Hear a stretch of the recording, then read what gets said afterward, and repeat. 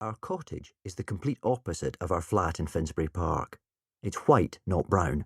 Big, not small. Old, not new. Art's my favourite subject at school, and if I painted the buildings as people, I would turn the cottage into a crazy old granny smiling with no teeth.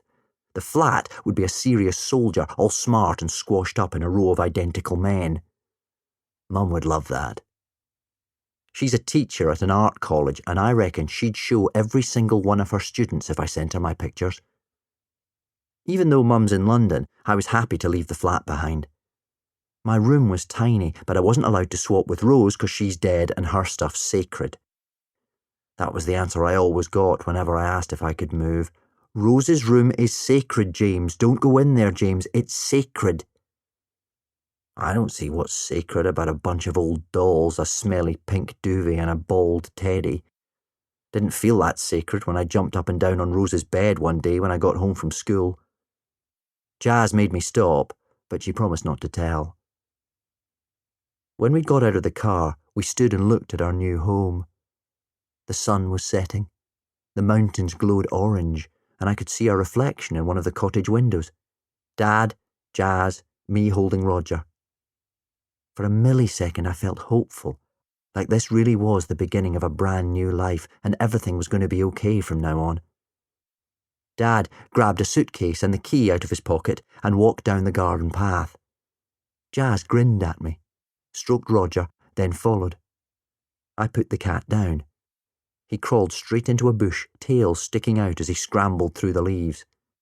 "Come on," Jazz called, turning around at the porch door.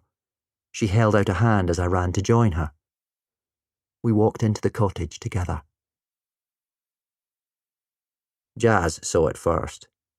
I felt her arm go stiff. "Do you want a cup of tea?" she said, her voice too high and her eyes on something in Dad's hand. He was crouching on the lounge floor, his clothes thrown everywhere as if he'd emptied his suitcase in a rush. "Where's the kettle?" she asked, trying to act normal. Dad didn't look up from the urn. He spat on it, polishing the gold with the end of his sleeve till it gleamed. Then he put my sister on the mantelpiece, which was cream and dusty and just like the one in the flat in London, and he whispered, "Welcome to your new home, sweetheart." Jazz picked the biggest room. It has an old fireplace in the corner and a built-in wardrobe that she's filled with all her new black clothes. She's hung wind chimes from the beams on the ceiling, and they tinkle if you blow on them. I prefer my room. The window overlooks the back garden, which is a creaky apple tree and a pond, and there's this really wide windowsill that Jazz put a cushion on. The first night we arrived, we sat on it for ages, staring at the stars. I never saw them in London. All the lights from the buildings and cars made it too bright to see anything in the sky. Here, the stars are really clear, and Jazz told me all about the constellations. She's into horoscopes and reads hers every morning on the internet. It tells her exactly what's going to happen that day. "Doesn't it spoil the surprise?" I asked in London when Jazz pretended to be sick because her horoscope said something about an unexpected event. "That's the point," she replied, getting back into bed and pulling the covers over her head. Jazz is a Gemini, the symbol of the twins, which is strange because she's not a twin anymore. I'm a Leo, and my symbol is the lion. Jazz knelt up on the cushion and pointed at it out of the window. It didn't look much like an animal, but Jazz said that whenever I'm upset, I should think of the silver lion above my head and everything will be all right. I wanted to ask why she was saying this stuff when Dad had promised us a fresh new start, but I thought of the urn on the mantelpiece, and I was too scared of the answer. Next morning, I found an empty vodka bottle in the bin, and I knew that life in the Lake District would be exactly the same as life in London. That was 2 weeks ago.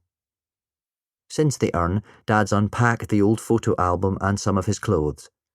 The removal men did the big stuff like beds and the sofa, and me and Jazz did everything else. The only boxes we haven't unpacked are the huge ones marked sacred. They're in the cellar, covered with plastic bags to keep them dry in case there's a flood or something. When we closed the cellar door, Jazz's eyes went all damp and smudgy.